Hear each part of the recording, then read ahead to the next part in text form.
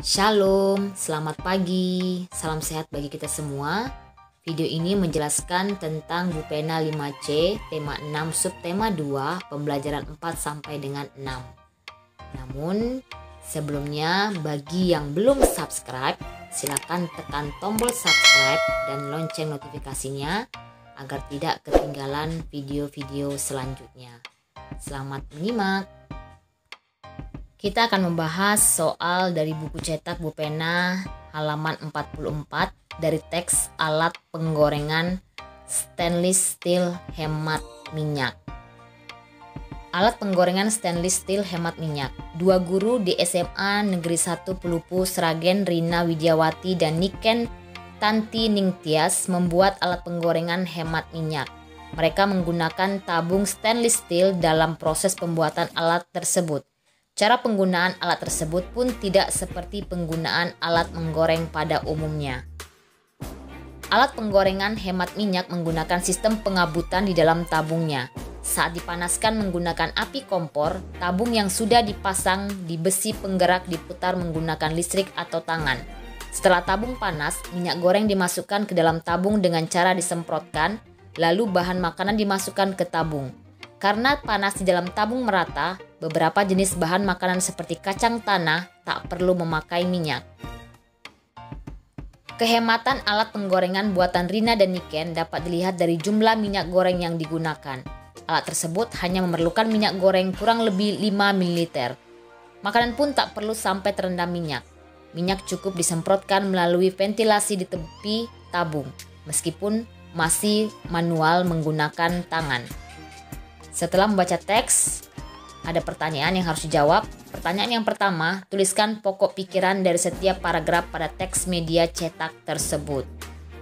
Pokok pikiran paragraf yang pertama adalah di awal paragraf, dua guru di SMA Negeri 1 Pelupu Sragen membuat alat penggorengan hemat minyak. Sedangkan pokok pikiran paragraf kedua adalah alat penggorengan hemat minyak menggunakan sistem pengabutan di dalam tabungnya. Pokok pikiran paragraf yang ketiga adalah alat penggorengan hemat minyak buatan Rina dan Niken hanya memerlukan minyak goreng kurang lebih 5 ml. Pertanyaan yang kedua, buatlah pertanyaan beserta jawabannya untuk informasi penting yang terkandung di dalam setiap paragraf. Paragraf yang pertama, pertanyaannya adalah siapa yang membuat alat penggorengan hemat minyak? Jawabannya dua guru SMA Negeri 1 Pelupu Sragen, Rina Widiawati dan Niken Tanti Ningtyas. Pertanyaan kedua, paragraf yang pertama, apa yang digunakan dalam membuat alat penggorengan hemat minyak? Jawabannya adalah stainless steel. Paragraf yang kedua, pertanyaannya, mengapa jenis makanan seperti kacang tanah tak perlu memakai minyak? Jawabannya adalah karena panas di dalam tabung merata. Paragraf yang ketiga, pertanyaannya adalah berapa banyak minyak goreng yang dibutuhkan menggunakan alat penggorengan hemat minyak? Jawabannya adalah kurang lebih 5 ml. Pertanyaan yang kedua dari paragraf yang ketiga adalah bagaimana cara memasukkan minyak ke dalam alat penggorengan hemat minyak? Jawabannya adalah minyak cukup disemprotkan melalui ventilasi di tepi tabung meskipun masih manual menggunakan tangan. Pertanyaan yang ketiga, gambarkan diagram mengenai informasi penting dari setiap paragraf. Nah, di situ ada diagram.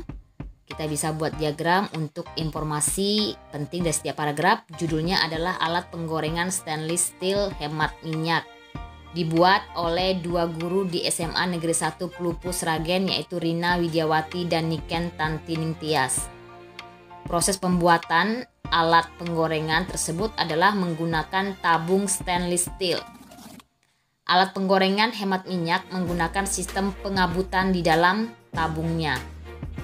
Kemudian, alat penggorengan hemat minyak hanya memerlukan minyak goreng kurang lebih 5 ml. Pertanyaan yang keempat, buatlah kesimpulan dari isi teks tersebut berdasarkan diagram yang kamu buat sebelumnya. Kesimpulannya adalah alat penggorengan stainless steel hemat minyak dibuat oleh dua guru SMA Negeri 1 Pelupu Sragen, Rina Widiawati dan Niken Tanti Ningtyas. Proses pembuatan hemat minyak menggunakan tabung stainless steel. Alat penggorengan hemat minyak menggunakan sistem pengabutan di dalam tabungnya. Alat penggorengan hemat minyak hanya memerlukan kurang lebih 5 ml. Pembangunan ekonomi dan sosial budaya di Indonesia muatan IPS. Pembangunan ekonomi dan sosial budaya sangat penting bagi kemajuan suatu bangsa. Salah satu faktornya adalah adanya interaksi antar individu atau kelompok di dalam suatu lingkungan.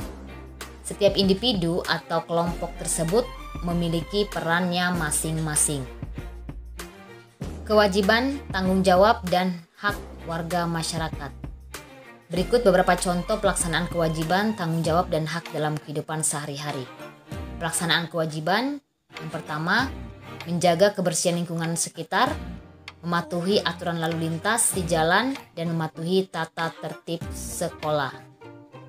Pelaksanaan tanggung jawab, yaitu yang pertama merapikan mainan setelah digunakan, mencuci kaki setelah bermain, kemudian mengumpulkan tugas sekolah tepat waktu. Pelaksanaan hak, yang pertama adalah beribadah sesuai agama dengan tenang, belajar di sekolah saat jam pelajaran, dan menghirup udara segar setiap pagi. Keuntungan dan kerugian perpindahan kalor dalam kehidupan sehari-hari muatan IPA. Perhatikan tabel perbandingan keuntungan dan kerugian adanya perpindahan panas serta antisipasinya berikut. Yang pertama adalah konduksi, contohnya memasak air menggunakan panci aluminium. Keuntungannya adalah air lebih cepat mendidih. Kerugiannya, logam aluminium lebih cepat panas sehingga berbahaya jika disentuh langsung. Antisipasi, memegang gagang yang telah dilapisi oleh bahan isolator seperti ebonit dan menggunakan sarung tangan atau kain untuk memindahkan panci dari kompor. Perpindahan panas yang kedua adalah konveksi. Contohnya adanya aliran air saat air mendidih. Keuntungannya adalah air lebih cepat panas karena aliran air yang panas berasal dari dasar wadah menyebar ke seluruh bagian wadah. Kemudian, kerugiannya, letupan uap air mendidih berbahaya jika terkena tubuh.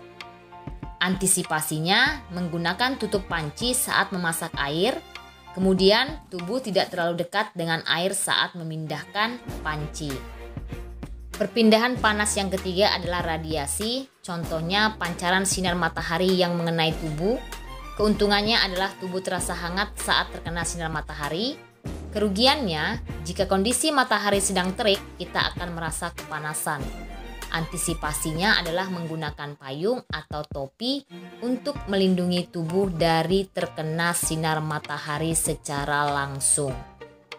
Kita lanjutkan lagi pembahasan soal Bu Pena halaman 49 muatan IPA. Soal yang pertama, alat-alat dapur seperti panci atau wajan harus dibuat dari bahan yang cepat menghantarkan panas. Menurutmu, apa bahan yang paling cocok untuk membuatnya? Selain itu, untuk mengantisipasi kerugian terkena bahan tersebut saat panas, benda apa yang sebaiknya digunakan? Jawabannya adalah bahan yang cocok untuk alat dapur panci atau wajan, yaitu aluminium untuk mengantisipasi panas saat disentuh langsung, gagang untuk pegangan dilapisi bahan isolator seperti ebonit dan menggunakan sarung tangan saat memindahkan alat dapur tersebut. Soal yang kedua, perhatikan peristiwa berikut. Di situ ada peristiwa aliran air saat air mendidih. A. Termasuk jenis cara perpindahan panas apakah yang terjadi pada peristiwa tersebut? Jawabannya adalah konveksi. Yang B.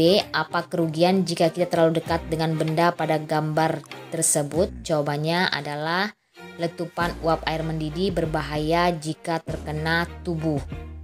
C. Bagaimana cara mengantisipasi agar tidak mengalami kerugian dari peristiwa tersebut?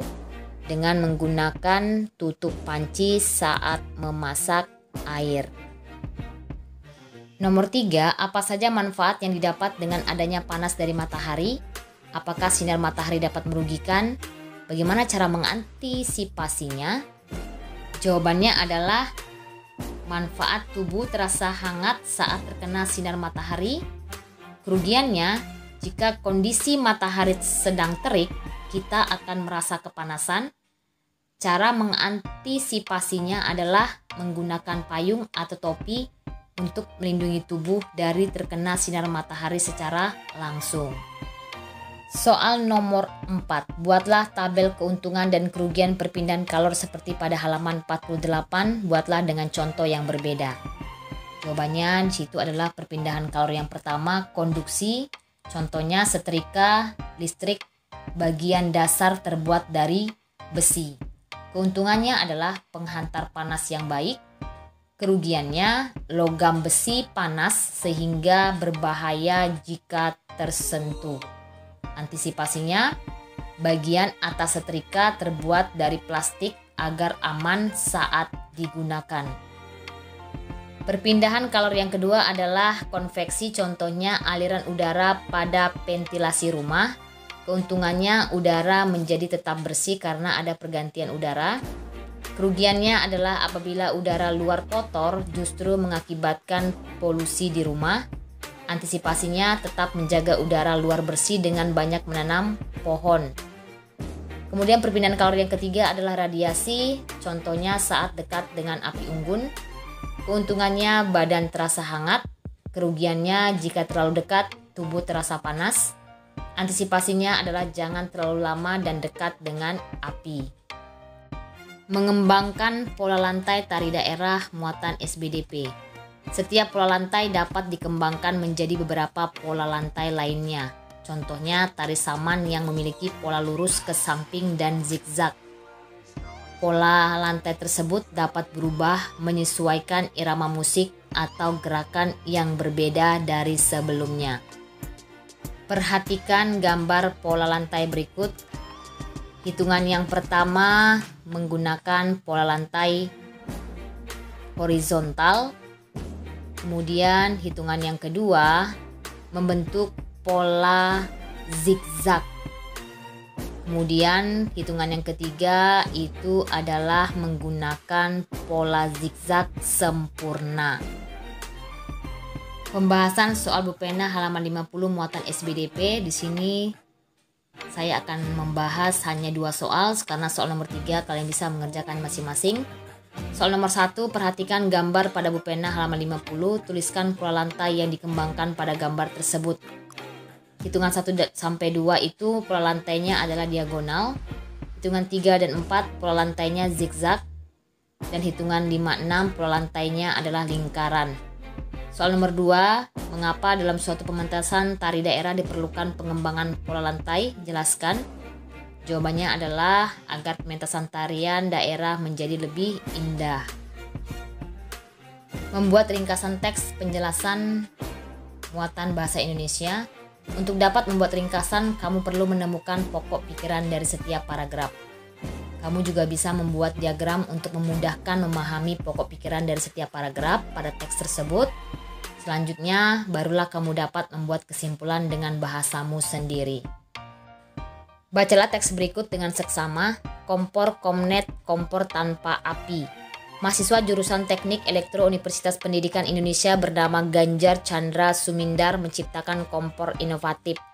Kompor temuannya dinamakan Komnet atau kompor magnet.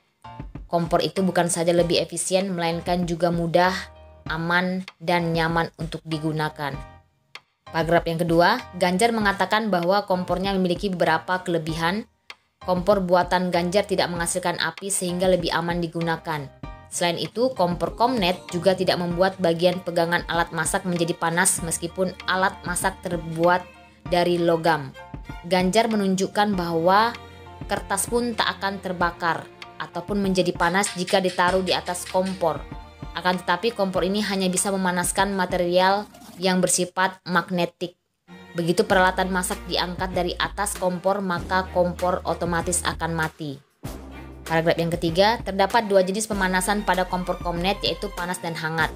Pemanasan tersebut masih bisa diatur sesuai kebutuhan. Ganjar menjelaskan bahwa dasar dari pembuatan kompornya adalah induksi elektromagnetik. Listrik dihantarkan ke dalam lilitan kabel di dalam kompor sehingga tercipta induksi elektromagnetik. Induksi inilah yang akan menghasilkan panas. Agar lebih cepat panas, tungku pada kompor Comnet terbuat dari bahan keramik.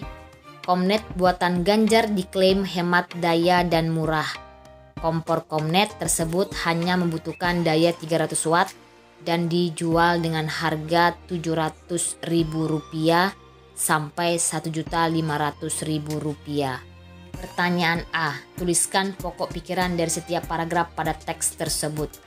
Jawabannya adalah paragraf yang pertama, pokok pikirannya mahasiswa jurusan Teknik Elektro Universitas Pendidikan Indonesia menciptakan kompor magnet.